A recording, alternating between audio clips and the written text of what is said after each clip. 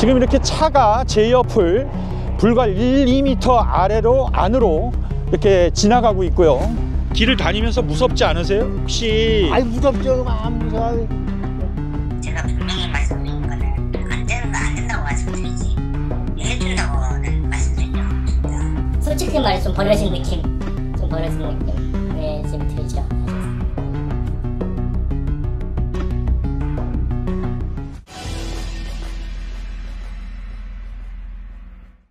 보통 새로운 도로가 만들어지면 부동산에서는 이걸 호재로 인식되는 경향이 있는데, 그런데 경기도의 어떤 지역에서는 도로가 만들어지면서 마을이 사라질 위기에 처했습니다. 자, 이 사건 KBS를 나와서 표영호 TV로 옮겨온 우리 이영현 기자가 취재했습니다.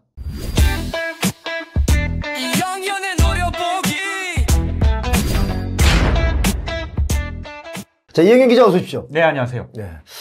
지금 뭐 노려보기 이 순서가 네. 장안의 화제입니다. 감사합니다. 고맙습니다. KBS에서 옮겨오자마자 뭐 연일 지금 화제를 몰고 가고 있는데 네. 자, 오늘 내용은요 좀 심각한 내용입니다. 이거 잘 들어주셔야 되는데, 도로가 만들어졌는데 마을이 사라질 위기에 처해 있다. 이게 무슨 얘기입니까? 자, 고속도로 공사를 하면서 마을에 새 도로를 만들었습니다. 그런데 그 도로에 인도를 만들지 않았습니다. 더구나 그 이유가 기가 막힙니다. 자, 지금부터 함께 보시죠. 지금 경기도 남양주시 수동면 수산리 한 마을에 나와 있습니다. 지금 제 뒤로 보이는 이 마을에는 약 10여 가구의 주민들이 생활을 하고 있는 곳입니다. 그런데 제 왼편으로 보이는 이 고속도로가 생기고 난 다음에 이 마을 주민들이 사실상 고립됐다고 합니다. 무슨 일이 있었는지 제가 가서 확인해 보겠습니다. 네, 화면에 보시는 이 마을이 수산리 마을입니다. 그런데 마을 오른편으로 이렇게 화면에 보시는 것처럼 고속도로가 나 있습니다. 포천 화도 고속도로입니다. 지난해 2월 개통됐는데 아래쪽이 화도 방향, 위쪽이 포천 방향이죠. 그런데 도로 오른편에도 이렇게 마을이 있습니다. 자, 원래 두 마을은 하나였습니다. 서로 왕래도 자유로웠습니다. 그런데 이 고속도로가 들어서면서 두 마을이 나눠진 겁니다. 자, 그런데 학교나 마을회관 등 마을 사람들이 자주 이용하는 공공시설은 고속도로 오른쪽 마을에 있습니다. 버스 정류장도 고속도로 오른쪽에 있어 왼쪽 마을 사람들은 고속도로를 가로질러 다니는데, 이 화면 가운데 놓인 이 길이 유일한 도로입니다. 자, 문제는 이 도로가 고속도로 진입로라서 보행자 통행이 불가능하다는 겁니다. 지금 인도가 여기까지밖에 설치가 안 돼 있어요. 네네. 그러면은 주민들은 이제 어떤 길로 다니는 건가요? 이제 여기까지 와서 네. 보통 이제 저쪽으로 나가야 시내가 있는데, 시내가 있고 버스 정류장이 있는데 네. 예, 여기서부터는 이제 이 도로를 중심으로 갓길로 다닐 수밖에 없는 거죠. 길 자체가 여기밖에 없으니까. 네. 예. 그럼 인도가 없는데 그럼 차도로 그냥 다니는 건가요? 네네네네. 네, 저는 지금 마을 주민들이 이용하는 유일한 버스 정류장으로 가보겠습니다. 자, 이렇게 먼저 도로를 무단 횡단을 해야 되고요. 지금 이쪽은 고속도로로 올라가는 진입로입니다. 자, 하이패스 전용 도로라고 저렇게 써 있고요. 자, 지금 저 앞까지는 인도가 있었지만은 여기는 지금 인도가 없는 상태입니다. 지금 갓길 폭도 약 한 50cm 정도밖에 되지 않아서 혹시라도 차들이 지나가면은 굉장히 위험하다는 생각이 들 정도입니다. 자, 이영현 기자, 지금 저기 이렇게 막 다니면 위험한 거 아닙니까? 아무리 취재를 하지만 좀 위험해 보이는데. 사실 뒤에 지금 촬영하는 분과 계속 봐주는 분이 있어서 좀 덜 위험하게 촬영했고요. 이 촬영한 시간이 아침 이른 시간입니다. 그래서 차량 통행이 비교적 적은 시간대였습니다. 자, 이 길은 원래 마을 주민들이 다녔던 길입니다. 그래서 일반 도로가 있었고요. 그런데 이 고속도로 진입로가 생기면서 마을 사람들이 다닐 수 없는 길이 돼버린 겁니다. 지금 이렇게 차가 제 옆을 불과 1, 2m 안으로 이렇게 지나가고 있고요. 아니, 어린아이들이 지나가기에는 이게 너무 위험한 도로 아닙니까? 그렇죠. 그런데 이 도로를 다녀서 얼마 전까지 학생들이 등교를 했다고 합니다. 이 길로? 네. 와, 왜 이런 일이 벌어지고 있는 겁니까? 제 오른편은 지금 보시다시피 하천이 흐르고 있습니다.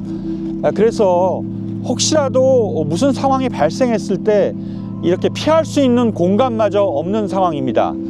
계속 한번 가보겠습니다. 아니 도로를 건설할 때 이런 거 저런 거 따지지 않고 그냥 차만 다니게 도로가 건설된 겁니까? 그렇죠. 인도가 없이 사람이 다닐 거는 고려하지 않고 건설한 겁니다. 아니 이거 설계를 이거 누가 한 겁니까? 건설 회사도 문제지만 사실 발주처가 이런 것까지 고려를 안 했다고 볼 수가 있는 거죠. 아 이거 좀 심각한 상황인데요. 네. 지금 저쪽에 보이는 버스 정류장이 마을 주민들이 이용하는 유일한 버스 정류장입니다. 저 버스 정류장으로 가기 위해서는 또 한 번 이 도로를 건너야 되는데, 자 지금 보시면은 이 도로, 이 삼거리 도로에 차량을 위한 신호등은 저렇게 설치되어 있고 작동도 하고 있습니다. 횡단보도도 그려져 있는데 이 횡단보도를 이용할 수 있는 신호등은 또 없습니다. 이 횡단보도를 건너기 위해서는 하나, 둘, 세 군데를 지나가야 하고, 이 세 군데의 횡단보도를 지나느니 차라리 주민들은 이 도로를 무단 횡단하면서 저 버스 정류장을 이용하는 상황입니다. 길을 다니면서 무섭지 않으세요? 혹시 아이 무섭죠. 안 무서워. 나는 저기네 저거 내가 건너가 교회 가잖아 매일. 아유 주변에 많아요. 그 뭐가 그러니까는 이렇게 보고 아직 정신 똑바로 건너가야 된다고. 아이 둘이 치면 그냥 가는 거 아니고.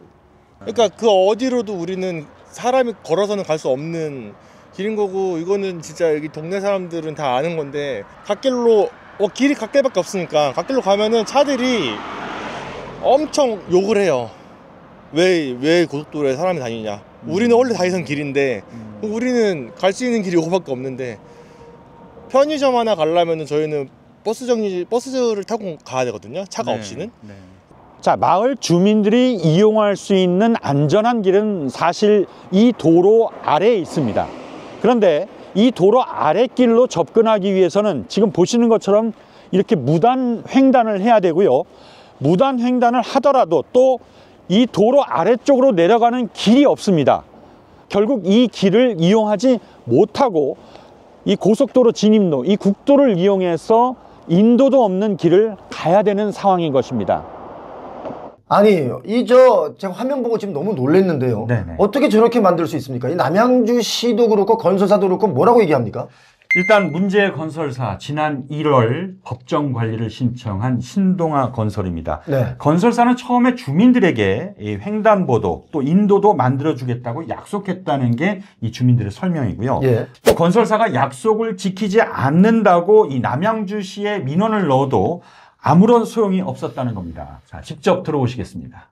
저는 민원 총 3번 정도 넣은 것 같은데, 처음에 이제 공사 도중에 딱 보니까 인도가 안 생길 것 같은 거죠. 그래서 불안한 마음에 그때 민원을 넣었는데, 그때는 이제 공사 중이어가지고 그 차장님, 신동아 건설 차장님 연락처까지 넣어서 이분이랑 약속을 했다.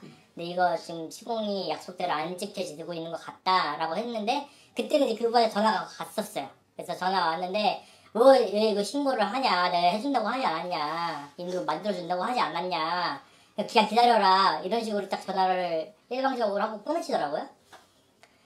그렇게 하고 나서 보니까 결국에는 이제 인도는 안 만들어져 있고, 뭐 이상한 그냥 형식적인 인도만 하나 만들어 놓고서는 이제 공사가 끝난 거예요. 그때 알고 나서 황당해가지고 이제 또 민원을 또 넣었는데, 그 다음부터는 계속 그냥 아무런 전 회신을 받지 못했어요.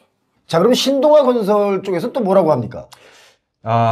이 현장에서 제가 신동아 건설 당시 공사 담당자한테 직접 전화를 해봤습니다. 네. 무슨 이야기를 하는지 직접 들어보시겠습니다. 그리고 인도나 그 밑에 횡단보도라도 좀 해달라고 했는데 그것도 안 해주셨다고 그러던데요. 보도는 일부 구간이 돼 있고, 네, 나머지 구간은 안 돼 있던데. 네. 나머지 연결하기가 참 어려운 상태라 연결이 좀 안 돼 있고요. 예.